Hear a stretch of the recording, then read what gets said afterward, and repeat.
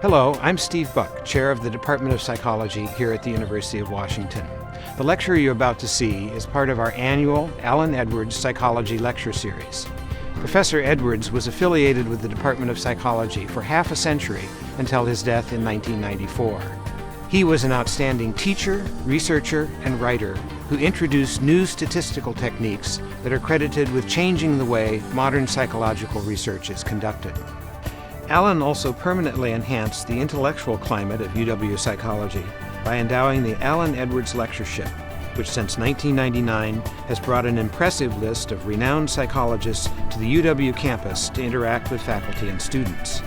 Now, the annual Alan Edwards Psychology Lecture Series presents the excitement of psychological research and its tangible benefits to both local and national audiences.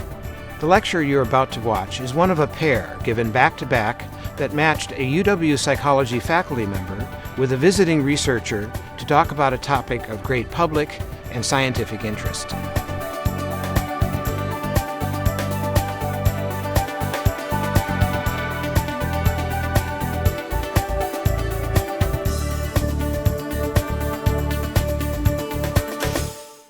Our first speaker will be Jennifer Fewell, and she is visiting us from Arizona State University.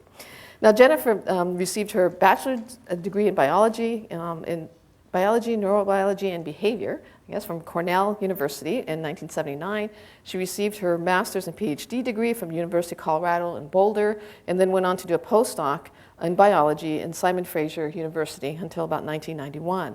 She's been then an assistant professor first in biology at Arizona State University, and now she's an associate professor there. Now, she's also currently co-director of the Center for Social Dynamics and Complexity at Arizona State University, and she's been involved in a number of ways with professional societies such as the Animal Behavior Society and the Entomological Society, as well as federal granting agencies such as NSF and the USDA. Now, Dr. Fewell's work complements very nicely Dr. O'Donnell's work, who will be our second speaker, and she is interested in particular in how task-related organization evolves from small to larger societies, and the impact of one's genes in determining one's place in a social colony. So with that, I'd like to welcome Dr. Fewell.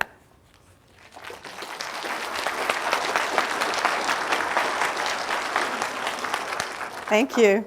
I really appreciate being invited here to speak tonight at the Alan L. Edwards Lecture Series, and I think not just his contributions in terms of monetary contributions to allow you to come and listen to lectures, but also his contributions to psychology reflect one of the things that are important to me, and that's that psychology and the behavioral and the biological sciences connect with each other pretty closely.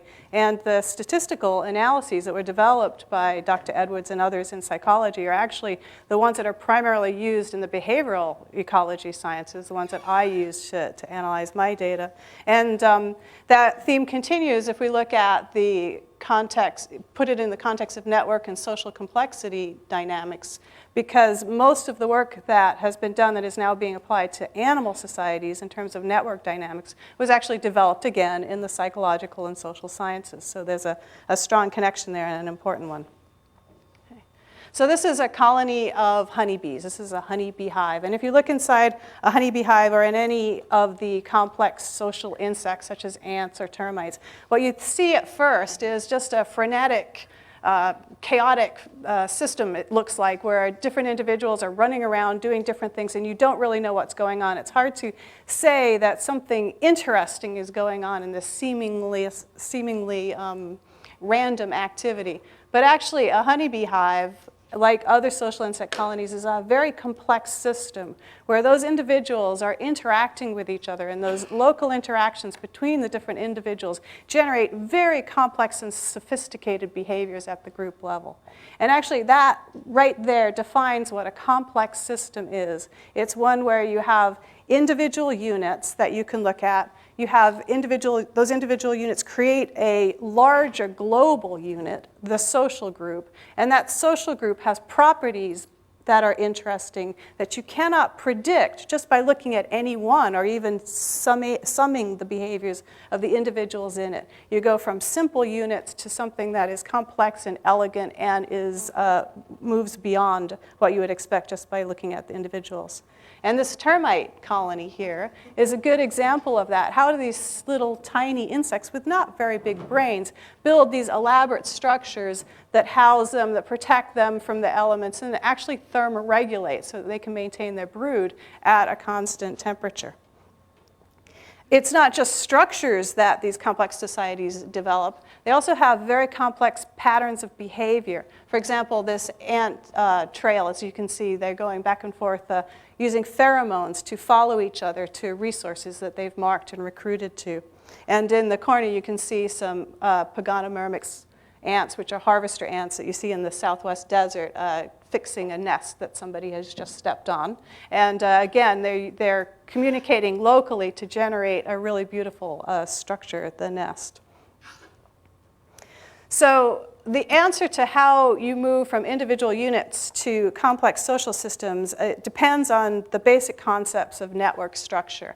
I'm not going to give you a really detailed lecture on network structure itself, but I'm going to try today to talk a little bit about how those dynamics move from simple social systems to more complex systems and how you get these really elaborate behaviors from these seemingly simple interactions. And a network is actually not a very complicated concept. It's a a group of interconnected individuals interacting with each other. And you can look at a network in terms of its structure, the patterns of connection, who associates with whom. You could look at that like at a local level to a global level. But you can also look at the dynamics themselves, how those individuals interact, and what the consequences are of those interactions. And that's what I'm going to be focusing on today, because that's how we move from networks to social dynamics to social complexity. Probably the most important point I want to make today is that individuals and networks are so interconnected that the success of the individuals and the success of the network itself depend on each other. And I'm going to use the Phoenix Suns as an example because I live in Planet Orange. And we all know, well, that's Phoenix. You know, well, I'm sure, actually, this could be a tough selling point because this is Washington, and we do know what happened to the Oklahoma Thunder, right, as they moved from Washington on out. But the Phoenix Suns have a very specific playing strategy, and it's a very dynamical network strategy where they have a point guard, Steve Nash, who is amazingly good at distributing the ball back and forth among different individuals. They do it in what they say 7 seconds or less. That 7 seconds or less is not how long it takes the ball to get to the basket per se. It's that plus how many times that ball changes hands among individuals before it gets to the basket. And that is a network. It's a very complex network, and it's very difficult for the defenders, unless they are the Spurs, to find out where that ball is going to go. The Suns were the top scoring team in the league when they decided to benefit their team, increase its success rate by introducing a hub, one of the best players in the league, Shaquille O'Neal. They brought him into the Suns organization, and for 6 games after Shaquille O'Neal showed up, the Suns lost. And why did they lose? It's a little bit more complex than how I'm going to explain it, but I'll say that the network dynamics were destroyed because now they couldn't move it back and forth to a bunch of different people. Everybody there on the floor, defenders and offensive, knew where that ball was going to go. It was going to go to Shaq, and he was going to try and put it into the net. And so the network dynamics had changed. The success of Shaq and the success of the Suns depended on those network dynamics, and they changed. Eventually, they came to deal with that system by changing their network dynamics, and then the story gets more interesting and less interesting.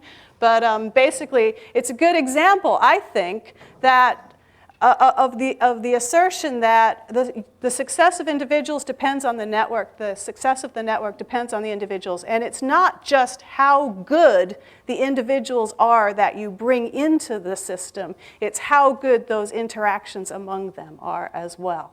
So let's move on from that to basically describing a network system. A network is often described as a system of nodes and edges. The nodes are simply the individuals that you're looking at. And the edges are the connections between those nodes, their associations. So you draw the edges as the lines between the nodes. So here I've drawn a very simplistic system where you have 9 different nodes and you have 11 edges, 11 connections between them. A path is just the number of edges or the edges that you can use to connect one individual or one node to another. You can also talk about this network in other aspects of structure. For example, A is a very connected node because that individual connects to a lot of different other individuals. B is a node that is a bridging node. If you took B out, then the cluster that is associated with A would now no longer be the cluster that's associated with C. And then C is a node that's not very connected to very many individuals. All of those dynamics become important in social networks simply because what you have here is a structure where you have clusters of individuals that are strongly connected to each other, and then they're weakly connected to other clusters of individuals. That's not the only way that you could possibly draw a network diagram. These 3 network structures are kind of interesting because they were put into a paper by Barron in 1964 to determine how our defense system should work so that it doesn't get attacked by other countries, to remain nameless. The first one is a centralized system where you have one hub, everything's connected to that one hub. This system is one where communication is extremely fast because it just goes through one node and then goes to another node, and you can put information back and forth really fast to it. This system is very vulnerable because, of course, you can blow up the hub or put Shaq on the free throw line, which is very similar, and the system will break down. The last one is a distributed network where you can see that individual, let's see if I can move this pointer over here. I'm not getting a pointer on this, but okay. The third one is a distributed network where everything's evenly connected to everything else. There's no hub, no individual that has more or less connectivity, and it's very resilient to perturbation, but at the same time, it's very slow to get from one point to the other. You have to go through a lot of different paths. Now, social insect networks and social networks generally tend to look like the middle one, which is sort of a intermediate between the two, where you have clusters of individuals that are highly connected to each other, and then you have bridging connections, or what we call weak links, that move from one subcluster to another cluster. And this way you get information that spreads pretty quickly through the network, and you have individuals that can interact with each other intensely. This is the network that is related to the concept of 6 degrees of separation, where if you take any individual, you can relate them to another individual by an average of 6 different people. And the game with Kevin Bacon is often played that way, right? If you can think of one movie with one individual, can you get to Kevin Bacon in 6 people or less? So how does this connect to self-organization? I'm going to go back. The centralized network doesn't connect to the concept of self-organization because one individual, a central controller or an external controller, tells everybody what to do, and therefore there's no possibility for the dynamics that are going to generate self-organization and complexity. But in social networks and also in distributed networks, you get the possibility of local interactions generating global patterns of behavior. So you start with some small local interaction that could be 2 individuals communicating, one individual in a social insect colony putting out a pheromone and another individual paying attention to it. Those are non-linear dynamics because one individual changes the behavior of another one. Those 2 might change the behavior of 4, 4 might change the behavior of 8, and so on and so forth. It's not just simply a summation of the behaviors of the individuals.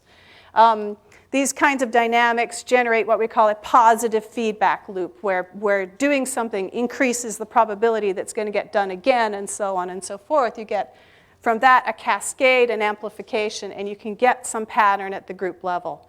The movement from those localized interactions to these group level patterns is called emergence, and those patterns are often called emergent properties.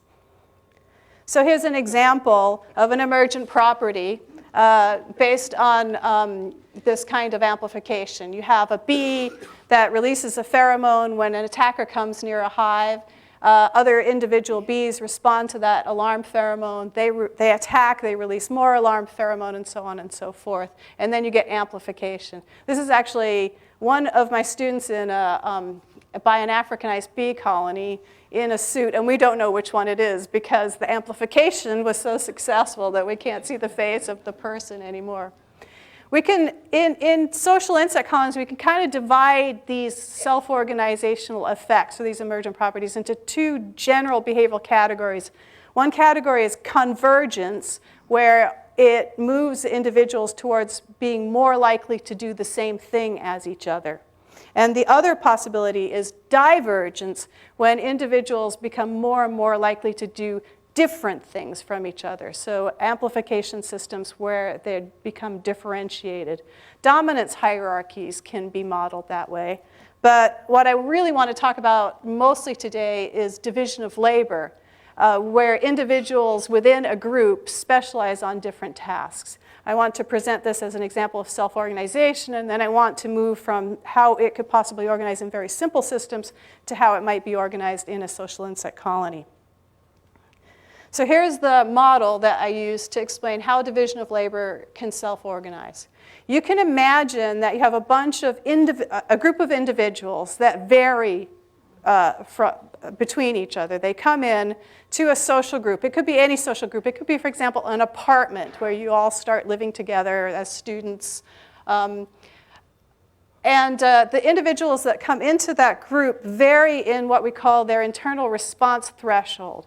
The response threshold is intrinsically based, and it's the point at which you go from not recognizing that a task needs to take place or needs to be done to actually recognizing that that task needs to be performed.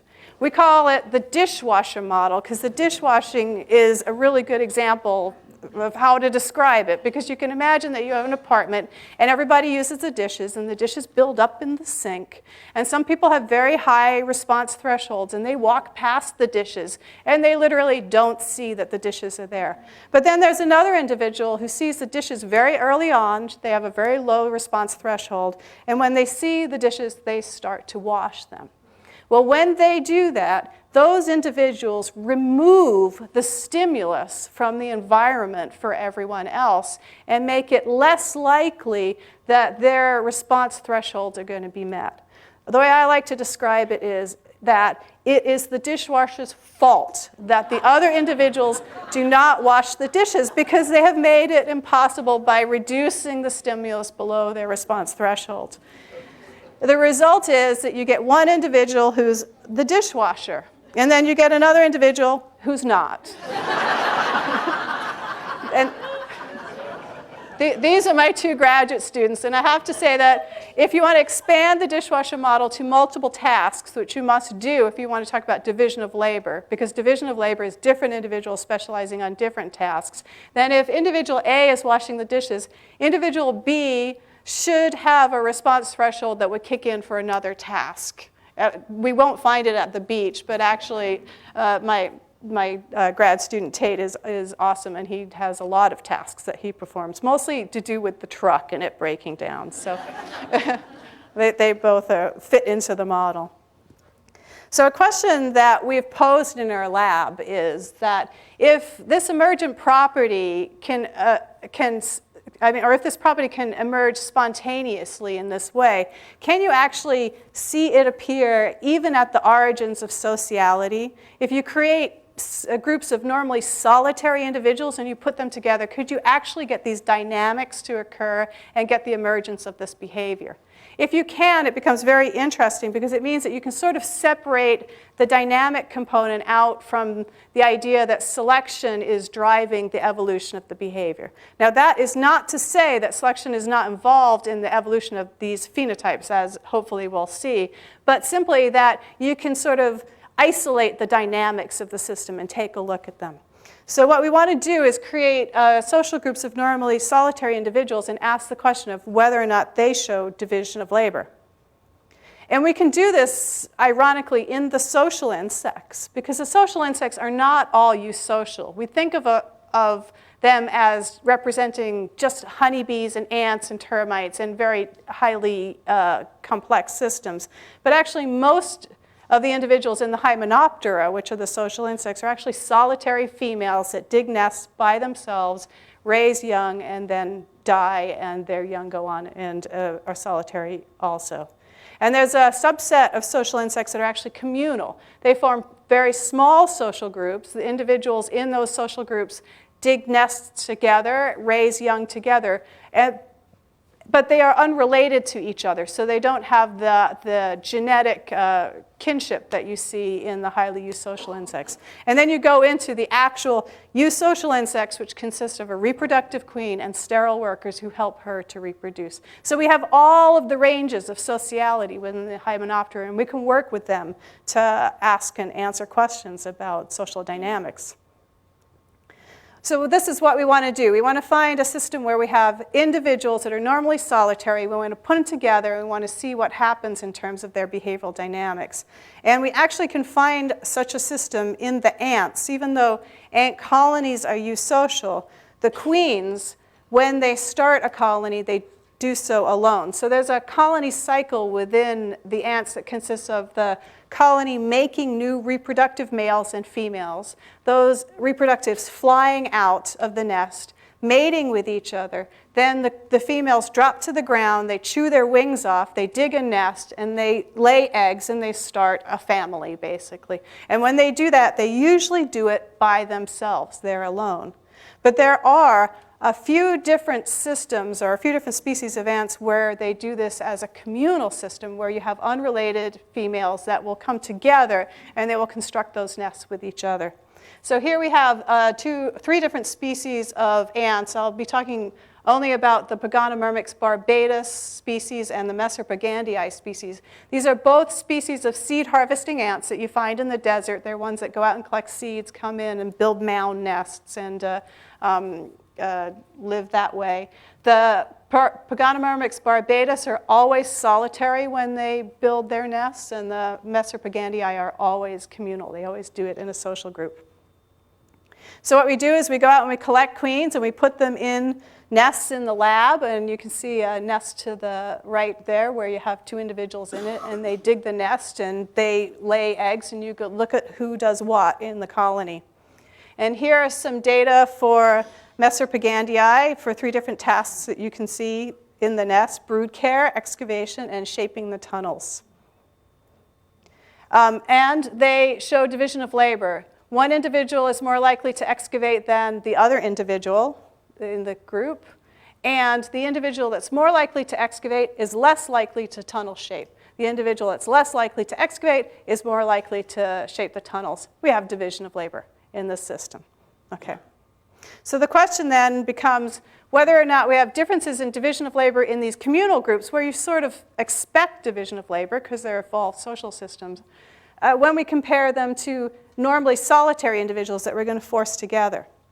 So these data show you that just one task, excavation itself, where they dig into the nest, for Mesobrigandii and for Paganomyrmex barbatus, which is normally solitary. And what we found was that not only are the levels of task specialization high in Paganomyrmex, in other words, they show division of labor, they actually show more division of labor than the normally communal systems. So it's not only do we see the emergence of division of labor, we see it in a very strange way. There's increased levels of division of labor in the groups that we've created out of normally solitary individuals than there is in the communal groups, where we expect them to be living harmoniously with each other and showing division of labor, perhaps.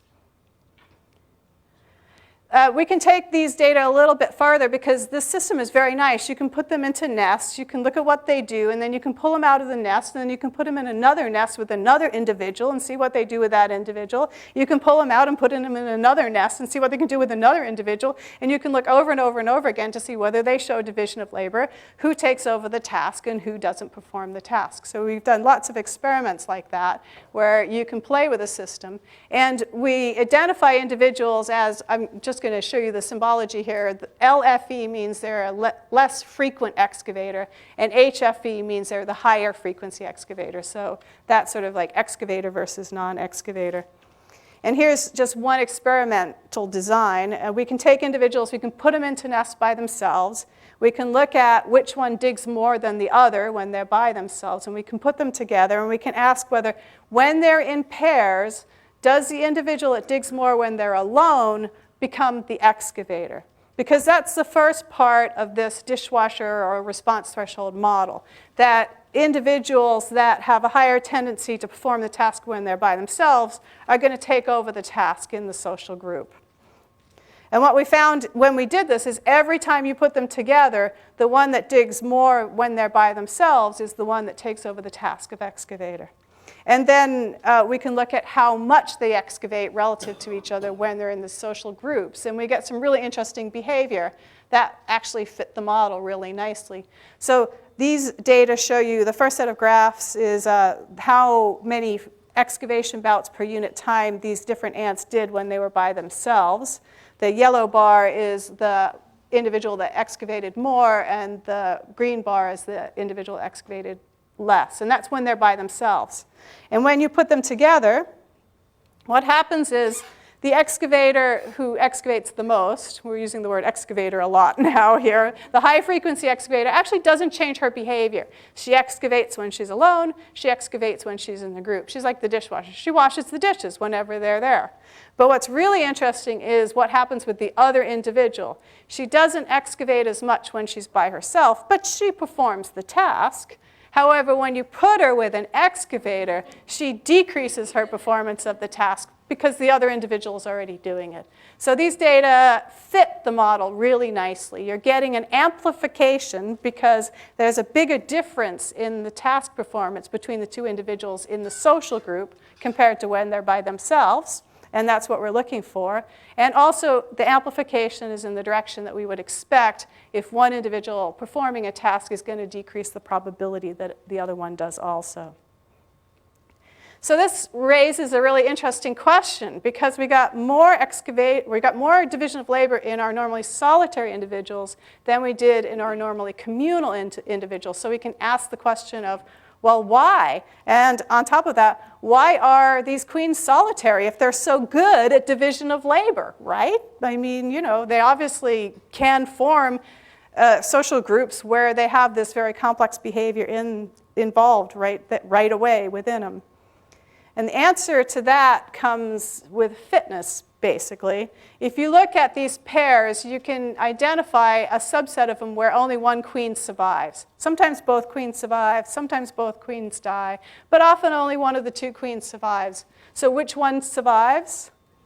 The non-excavator survives. So we have not only, this is actually a kind of a profound result in that we have the emergence of task specialization, but we have on top of that the emergence of fitness disparities. There are cost differences associated with performance of these tasks, and if you're going to get the emergence of differentiation, you're also going to get the emergence of differences in work output and the associated costs.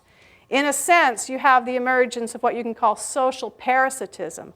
Although that low-frequency excavator is not doing it on purpose, she is actually benefiting from the work of the other individual.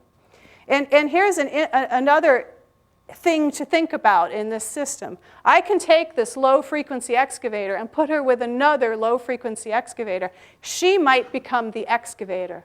And I can take that high-frequency excavator, put it with another high-frequency excavator, and she might become the low-frequency excavator. So this whole concept of division of labor and cost disparities and social parasitism, all of those combined are very context-dependent. What you are, what your phenotype is in a social group is dependent on the social group itself. And in psychology, you know that already. As humans, you know that you behave differently in different social groups. But in this very simple system with these very simple animals, it happens also, and it has costs and gains associated with it that are profound. So just to sum what we've learned so far, we can say that division of labor is a group-level trait. It involves different individuals performing different tasks, and it happens at the level of the society as a whole. It can be generated from group dynamics, and because of that, it is an emergent property. It emerges spontaneously in the group, and it has effects on individual and group-level fitness. Okay. So let's go from these really simplistic societies and move to the question of what happens as we get more and more complex as a society. So we're going to move to the honeybee hive, where you have a lot of different individuals performing a lot of different tasks in a hive, and you have to ask the question of how do they organize all of this? You have to remember that in these really complex hives, there's a lot of information being passed back and forth. The social insects are very well known for the different modalities of communication that they have, from local to global. They're exchanging information. So you can imagine that you're a honeybee in that worker in that hive. How do you decide what you're going to do back and forth as you get different information? I call this the problem of the Borg, because we've seen Star Trek episodes where the Borg take over and they have a hive mind, and in their hive mind, everyone's communicating to everyone else all the time about all the information. Can you imagine if you had 50,000 individuals and you knew everything that they knew immediately? Our brains wouldn't be able to handle it, and certainly a social insect brain can't handle that either. So one of the things that happens is the individuals actually get more simple in their behavioral repertoire rather than more complex. And they do this by genetic task specialization. So different individuals in the colony have different propensities to perform different tasks, just like in the task threshold model. And they do so in part because of genetic predisposition. And that genetic predisposition comes from comes from their mother and their father. Now, in the colony, you would have a problem if everyone was genetically canalized in their behavior and everybody was the same, because everybody would wash the dishes, but nobody would take out the trash, and that would be a problem. So in a honeybee hive, part of the way they solve this problem is by the queen mating multiply. A honeybee queen can mate with 17 to 20 males when she goes out on her mating flight. So she has very diverse sperm that is mixed and put into the eggs as they come out, and she lays about 1,000 eggs a day. So you get all of these different workers, and they can be divided into different genetic subgroups based on their different drone fathers. And those different genetic subgroups have a tendency to perform different tasks. So in particular, if we look at foraging behavior, one genetic subgroup is much more likely to collect pollen, and another genetic subgroup is much more likely to collect nectar. Now, this doesn't mean that the pollen foragers only collect nectar at all times in all contexts. It just means, everything being equal, they're more likely to collect pollen, and the other individuals are more likely to collect nectar. But we can feed this information into the response threshold model and think about how a colony can function. Because a colony with genetics task specialists still has to deal with a dynamic environment. They still have to collect more food when there's more food available. They have to clean more cells if more brood have been produced. And if there's a nectar flow, they have to go out and get that honey, right? So they have to respond to and behave homeostatically and resiliently in a dynamic environment. So let's imagine then that we have a colony with these different individual workers, and they have different genetic task thresholds, and that's sort of just what this normal curve shows you. The number of individuals with different thresholds ranging from very low thresholds for the very sensitive individuals to very high thresholds, an individual that's very insensitive to a task.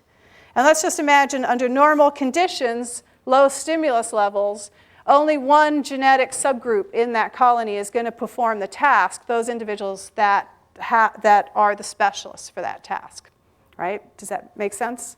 Okay.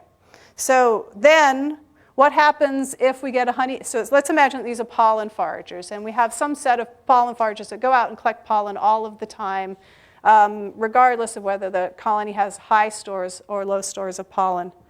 And then we can imagine that there's a change in the stimulus levels. The colony produces more brood. There's a pollen flow. The colony needs to bring in more pollen. What's going to happen?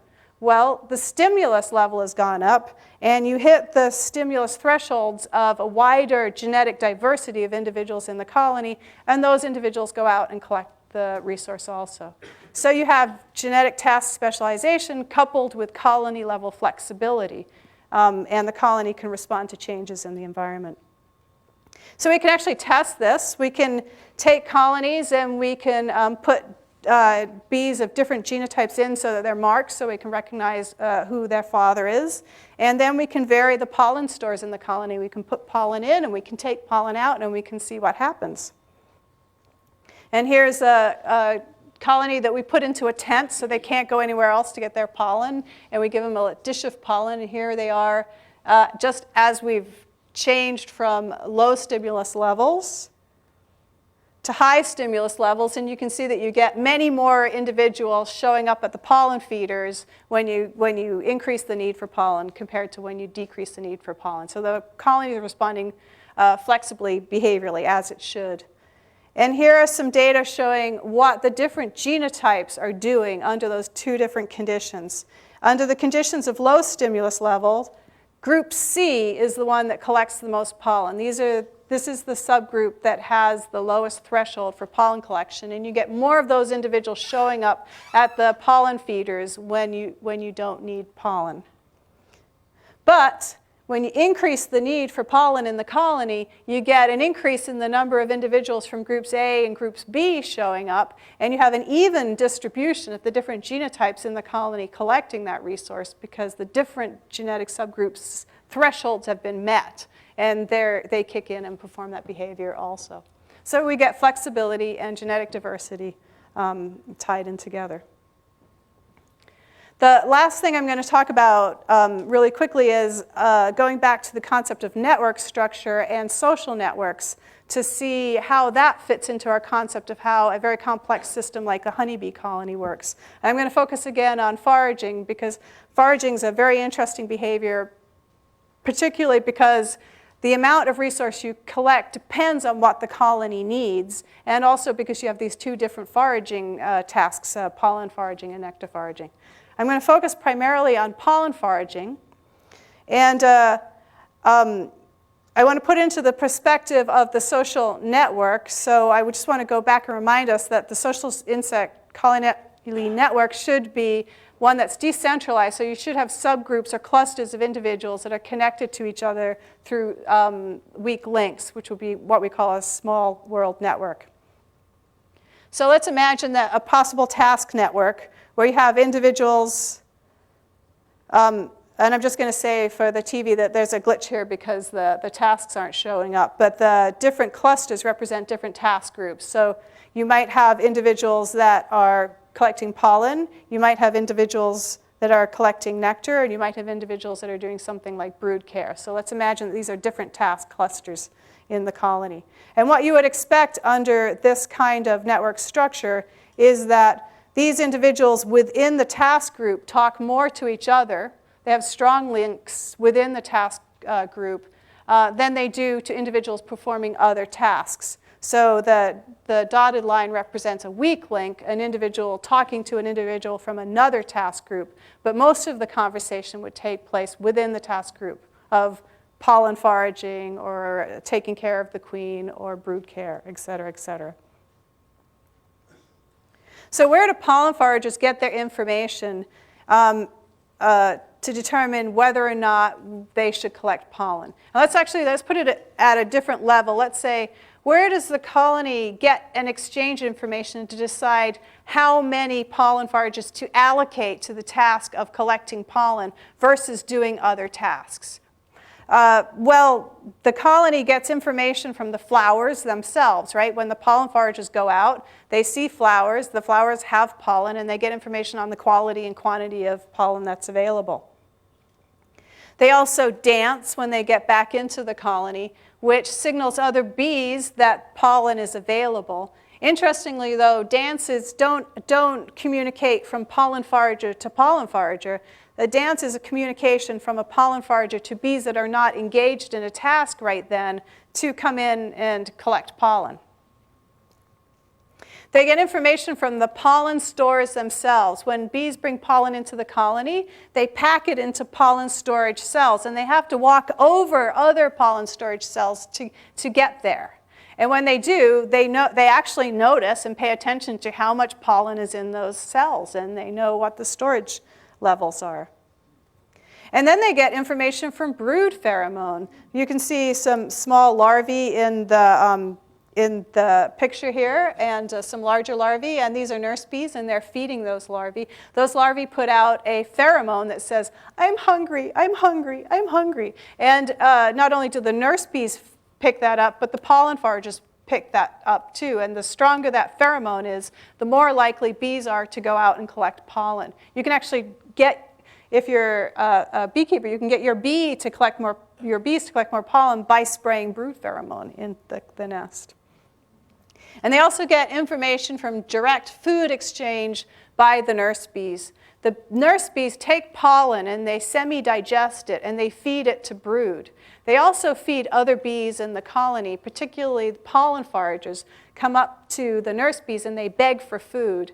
If there's plenty of pollen, the nurse bees feed the foragers, but if there's not enough pollen, they don't feed them as rapidly or as readily. So the pollen foragers know whether or not the colony needs pollen by whether or not the nurse bees will feed them. So basically, instead of pollen foragers talking to other pollen foragers to decide how and much to collect and where to collect and if they need to collect, pollen foragers actually talk to other groups in the colony. And this picture worked, so we'll go with this one. So we can actually change our network of how we look at task performance in a honeybee hive from one where you look at all of the individuals and how they talk to each other to treating individuals as what we call parallel processors, all engaged in a specific task. And it's actually the task groups that talk to each other, not the individuals within task groups. This is a really interesting way to look at a network because it means that the connections between the subgroups are as important or are more important than the connections within the subgroups. Now, this wouldn't necessarily work for a very complex system like humans where you have a complex task and you have to talk to each other. But if you can imagine some kind of management setup or system for a large corporation where you have different individuals in different subunits, you can ask the question of, do those subunits talk to each other, or do individuals talk within the subunits and not talk with each other? This system where individuals are constantly getting information from other task groups allows the colony to respond extremely quickly to changes in the external environment. So we can say that it's a system of strong bridging ties, and that allows the colony to respond very flexibly and resilient. We call this network resiliency, and it allows fast communication.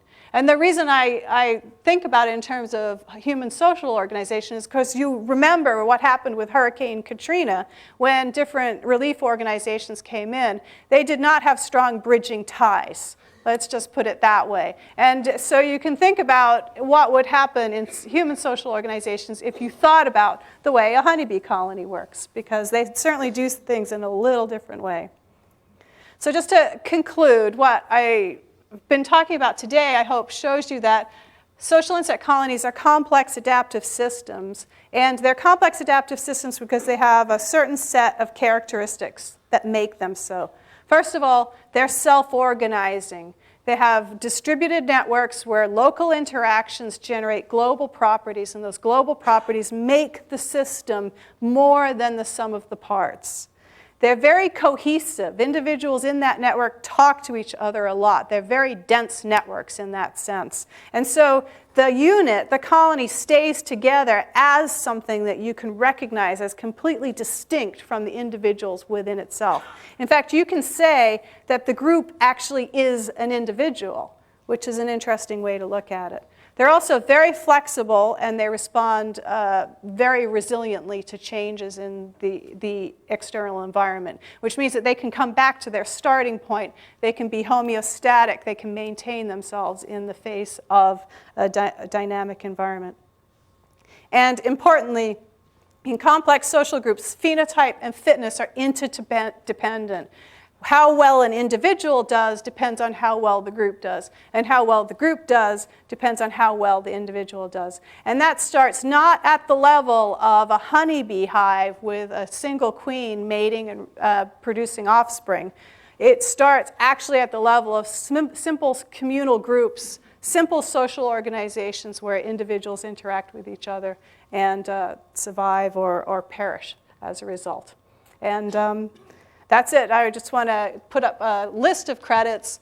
One of the things I like about this research is that it's so amenable to bringing undergraduates and graduate students into it. So I have a very long list of graduate students and undergraduates that have helped me. The left-hand side is graduate students and faculty, and then the right-hand side starts with undergraduates. And that's one of the great things about working at a university is you get to share and you get to live with deal with the excitement of undergraduates in your lab as well. So that's it. Thank you very much.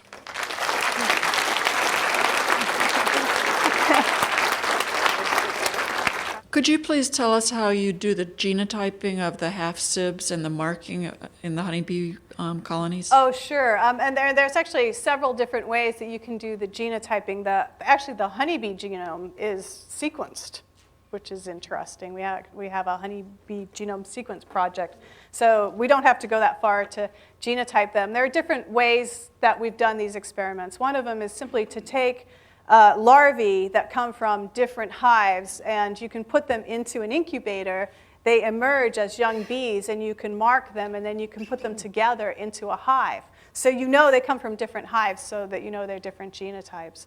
That's one way to do it. Another way is to, you can instrumentally inseminate a honeybee queen. So honeybees are just great for working for this kind of thing. Believe it or not, you can take a honeybee queen, you can knock her out for the procedure, put her upside down in a little device, and instrumentally inseminate her with semen from different drones. So you can mix up the semen, you can instrumentally inseminate her, and then you can have her have worker offspring, watch what they do, and then you can look at their genotypes.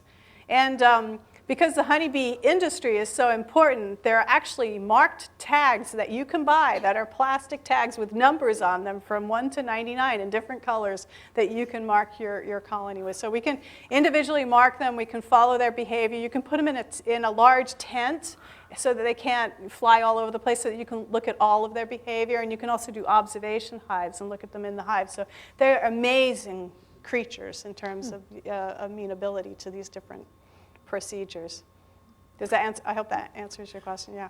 We have another question. I really have more than one question, but I'll start with one. You mentioned early on the individual and perhaps another one or two in a very close group. Now, would an individual in that group be able to recognize an individual from another group specifically as that individual? So two different individuals in another group, and that could tell the difference between the two, even if they were both foragers?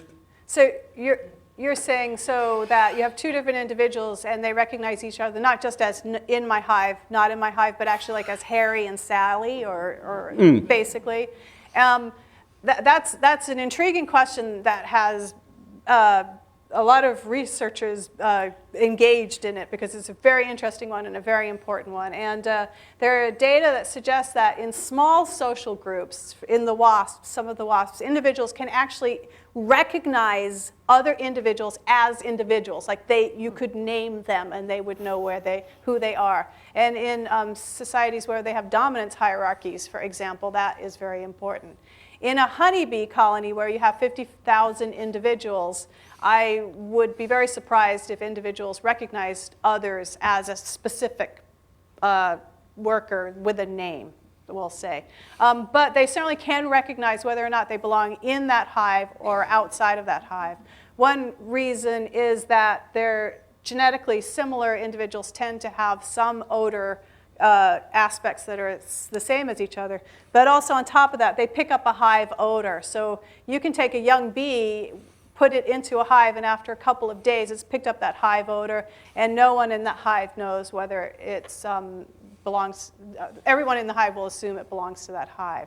So it's a combination of environmental odors that are rubbed on them with some genetic component also. I realize this is not part of your research, but does any of your research speak to what I think is a current problem as far as bees are concerned, and that is what is happening to the bee populations as they seem to... The colony collapse disorder? Yes. Mm-hmm. Yeah.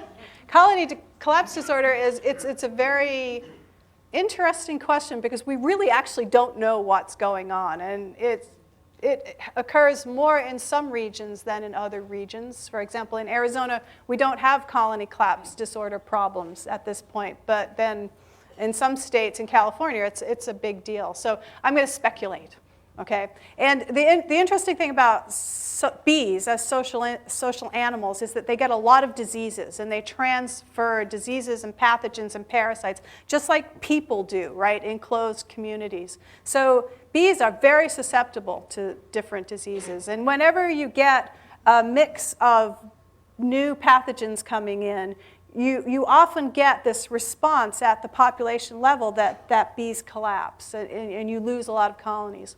Also, when we as beekeepers manage bees, we don't manage them to help them. We manage them for them to give us something, right? So we manage them as pollinators. That's the big use for them. We move our bees a lot, right? From orchard to orchard or field to field as new crops come in and we need them to pollinate. Every time we move them, we lose a lot of the foragers because we can't collect everyone in the hive and move it. When they get to the new place, they don't know where they are, and there's a lot of stress associated with it. So one possibility is that they're on the edge, basically, because of our management techniques, which, you know, we manage them for a specific reason. It's economic. We have to do that. But that does put them on the edge, and when you introduce new diseases to a population that's on the edge, you can sometimes, with the right concatenation of events, get a condition where basically the hives fail. And it's a big deal because in some places 50% of the hives die over winter, so it's a big management issue. I just want to say also, as an aside, that our fruit crops and our tree crops are very dependent on honeybees. Their yields increase by 50% or more by having honeybees around. So honeybees are very valuable to us. We have one more question up here. Yeah. Hi, I'm in sociology, so I'm very interested in this. But on the response thresholds, you showed a normal distribution or a bell curve. And I'm wondering, was that just in the slide, or is this found in nature? And if so, is there a flexibility advantage granted by it? I think that's a great question because it makes me think. I use a normal distribution, so the question is, is that a valid assumption? I think for the purposes of what we do, it's a valid assumption. The queen goes up and she mates with multiple males, and if we imagine that there's some distribution of each of those thresholds among those males, because she mates randomly, you should get a normal distribution. So it should work that way. Also, when I've collected my data on my ants, I go out into the population and collect them and put them and watch them dig. I actually do get a normal distribution, and it's a beautifully normal distribution, which is very surprising. It looks just like the bell curve, and it goes from under 10 to about 100 excavation bouts per day. So, do you have any ideas if that's granting a group flexibility advantage, having a bell curve in that distribution? Yes, yeah, it can. On the other hand, we have to factor in the genetics of it, which makes things a lot more complicated, because when we do genetic analyses of things like pollen foraging, we don't actually necessarily get additive genetic effects. And so some of our experiments, we get threshold effects, where you have everyone not, or only a subset collecting pollen, and then you get a jump, and then you get everybody collecting pollen. So we've seen that also. So I guess I've given you two different answers to the same question. They're interesting answers. So. Okay. Thank you. We have one question up here. I understand the insects communicate by means of pheromones, which are chemicals. Can you currently, or can you foresee being able to break that code, identify those chemicals so that you can trace those messages? Oh yes, in terms of identifying the chemical composition of the pheromones, we can. You can do analyses that look at the different compounds in them. One really interesting example of that is the queen pheromone, which has been identified and replicated artificially, basically, in a lab, actually my postdoc's lab, where I did my postdoc at Simon Fraser University, not by me, but by a chemist. And they can put that pheromone into colonies and change the behavior of the individuals in the colony as a result. And just because I like to elaborate, there's another really interesting piece of information, and that's that Africanized and European bee queens have different chemical compositions in terms of their queen pheromone.